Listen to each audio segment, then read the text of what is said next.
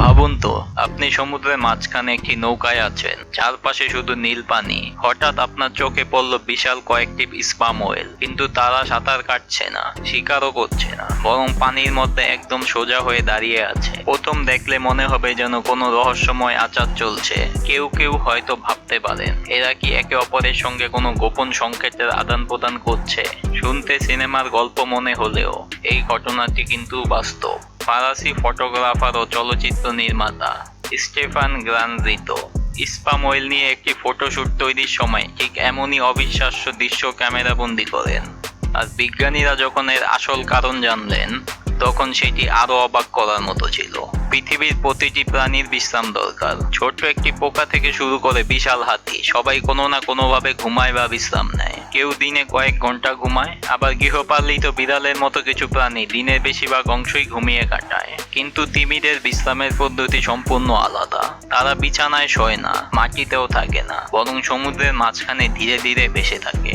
আর অনেক সময় তাদের শরীর এভাবেই ভেসে ওঠে যে দূর থেকে দেখলে মনে হয় তারা পানির মধ্যে দাঁড়িয়ে আছে। সবচেয়ে অবাক করার বিষয় হলো এই বিশ্রাম মাত্র 10 থেকে 15 মিনিট স্থায়ী হয়। পুরো দিনে তারা মোটামুটি 7% সময় বিশ্রাম নেয়। স্তন্যপায়ী প্রাণীদের মধ্যে এটি অত্যন্ত কম বিশ্রামের সময়। কিন্তু প্রশ্ন হলো, মাত্র 10 থেকে 15 মিনিট এই বিশ্রামকে কি সত্যি ঘুম বলা যায়?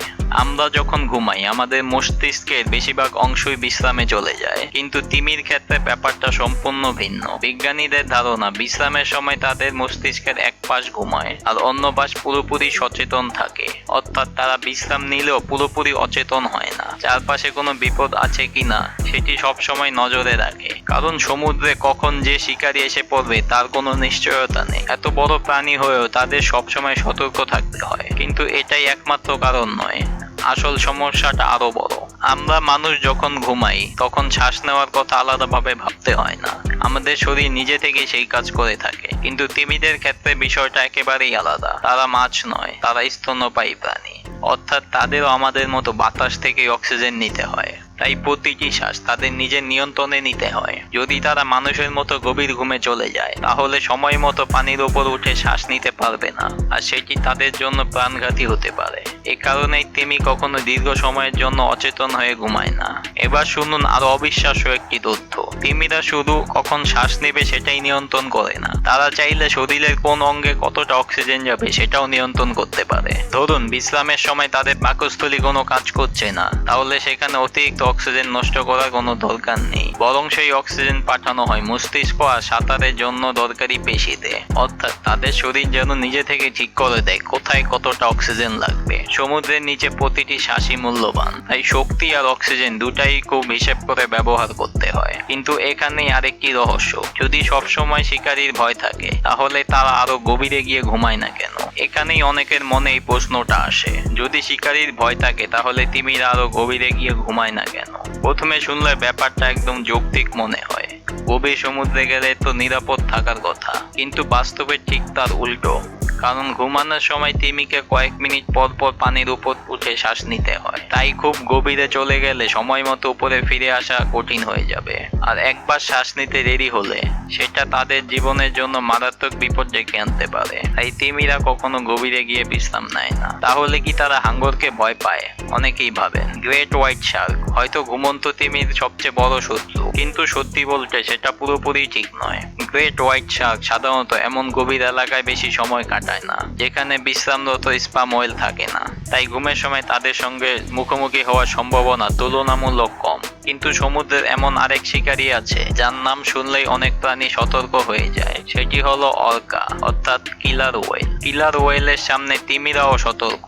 অর্কা শুধু শক্তিশালী নয়, তারা অবিশ্বাস্য রকমের বুদ্ধিমান। দল বেঁধে শিকার করা, পরিকল্পনা করে আক্রমণ করা, এসবের জন্য তারা পরিচিত। তাই বিশ্রামের সময় স্পাম অয়েলের জন্য অর্কাই বড় হুমকিগুলোর মধ্যে একটি। হয়তো এই কারণেই অনেক সময় তিমিদের দল বেঁধে বিশ্রাম নিতে দেখা যায়। প্রথমে মনে হয় তারা একে অপরকে পাহারা দিচ্ছে, কিন্তু বিজ্ঞানীরা এখনো নিশ্চিত নন এটি সত্যি তাদের কতটা নিরাপদ রাখে। কারণ অর্কার আক্রমণ ঠেকানো সহজ নয়। তাই তিমিদের সবচেয়ে বড় অস্ত্র শক্তি নয়, তাদের দ্রুত জেগে ওঠার ক্ষমতা। সামান্য বিপদের আভাস পেলেই তারা মুহূর্তের মধ্যে সতর্ক হয়ে দ্রুত সরে যাওয়ার চেষ্টা করে। পৃথিবীর সবচেয়ে বড় প্রাণীদের একটি হয়েও কখনো কখনো তাদের পালিয়ে বাঁচতে হয়। এবার প্রশ্ন হলো, তাহলে তারা ঠিক কোন গভীরতায় ঘুমায়? উত্তর হলো খুব উপরে নয়, আবার খুব নিচেও নয়। কারণ একদম পানির উপরে থাকলে ঢেউ, আলো আর চারপাশের নড়াচড়া তাদের বিশ্রামে বাধা দেয়। আর অতিরিক্ত গভীরে চলে গেলে পানির চাপ বেড়ে যায়, সেখানে তাপমাত্রাও অনেক কম। এত বড় শরীরের তাপ ধরে রাখতে তখন আরো বেশি শক্তি খরচ হয়। সবকিছু মিলিয়ে এই তিমিরা এমন একটি গভীরতা বেছে নেয় যেখানে তারা তুলনামূলক নিরাপদ থাকে, আবার প্রয়োজন হলে মুহূর্তের মধ্যেই উপরে উঠে শ্বাস নিতে পারে। এবার আসি সবচেয়ে রহস্যময় অংশ। তিমি যখন শ্বাস নেয় তখন প্রথমে পানির উপরে উঠে ব্লোহোল দিয়ে বাতাস টানে, তারপর ধীরে ধীরে আবার পানির নিচে নেমে যায়, তবে খুব বেশি গভীরে নয়। বিজ্ঞানীদের ধারণা তাদের শরীরের ভেতরে অঙ্গগুলো বিশেষ বিন্যাসের কারণে মাথার অংশ তুলনামূলকভাবে হালকা থাকে, ফলে বিশ্রামের সময় তাদের শরীর ধীরে ধীরে লম্বা অবস্থায় ভেসে ওঠে। দূর থেকে দেখলে মনে হয় যেন বিশাল একটি তিমি সমুদ্রের মাঝে দাঁড়িয়ে আছে। আর এই কারণে স্টেফান গ্রানজি তো প্রথমবার সেই দৃশ্য দেখে এতটা অবাক হয়েছিলেন। 2008 সালের সেই বিরল ঘটনা। ঘুমন্ত স্পাম ওয়েল দেখা অত্যন্ত বিরল, কারণ তারা খুবই সতর্ক প্রাণী। সামান্য শব্দ, নড়াচড়া বা অস্বাভাবিক কিছু টের পেলেই তারা দ্রুত সরে যায়। কিন্তু 2008 সালের একদল গবেষক অবিশ্বাস্য সৌভাগ্যের কারণে ঘুমন্ত স্পাম ওয়েলের একটি পুরো দল দেখতে পান। তারা সিদ্ধান্ত নিলেন প্রাণীগুলোকে বিরক্ত না করে যতটা সম্ভব চুপচাপ সরে যাবেন। কিন্তু সব পরিকল্পনা ভেঙে গেল। অসাবধানতাবশত তাদের একটি নৌকা বিশ্রামরত স্পাম ওয়েলের গায়ে ধাক্কা লাগে, আর তারপর 1 সেকেন্ডও লাগেনি, মুহূর্তের মধ্যে পুরো দলের সব তিমি জেগে ওঠে। এরপর কয়েক সেকেন্ডের মধ্যেই তারা গভীর সমুদ্রের অন্ধকারে অদৃশ্য হয়ে যায়। এতেই বোঝা যায় ঘুমালেও তিমিরা কখনো পুরোপুরি অসতর্ক হয় না। এবার আসি এমন একটি তথ্যের কাছে যা অনেকেই জানেন না। তিমিও ডুবে মারা যেতে পারে। হ্যাঁ, ঠিকই শুনেছেন, কারণ তিমি মাছ নয়, তাদেরও আমাদের মতো ফুসফুস রয়েছে। তাই বেঁচে থাকার জন্য নিয়মিত পানির উপরে উঠে বাতাস নিতে হয়। সাধারণত তারা খুব নিখুঁতভাবে হিসেব করে কখন শ্বাস নেবে, কত গভীরে ডুব দেবে এবং কখন আবার উপরে উঠবে। কিন্তু কখনো কখনো, বিশেষ করে উপকূলে অগভীর এলাকায়, পরিস্থিতি জটিল হয়ে যেতে পারে। যদি এমন অবস্থায় তাদের ব্লোহোলের ভিতর পানি ঢুকে যায় এবং সময় মতো শ্বাস নিতে না পারে, তাহলে তিমিও ডুবে মারা যেতে পারে। আজকের ভিডিওতে সবচেয়ে অবাক করার তথ্য কোনটি ছিল? স্পাম ওয়েলের ঘুম নাকি তিমি ডুবে মারা যাওয়ার রহস্য? কমেন্টে আপনার উত্তর লিখুন। ভিডিওটি ভালো লাগলে একটি লাইক দিন, বন্ধুদের সাথে শেয়ার করুন। আর এমন আরো অবিশ্বাস্য প্রাণী জগতের ভিডিও দেখতে এখন এই চ্যানেলটি সাবস্ক্রাইব করুন। এখন এই স্ক্রিনে থাকা পরের ভিডিওটি দেখে ফেলুন, আপনি আরো অবাক হয়ে যাবেন। ধন্যবাদ, আবার দেখা হবে পরের ভিডিওতে।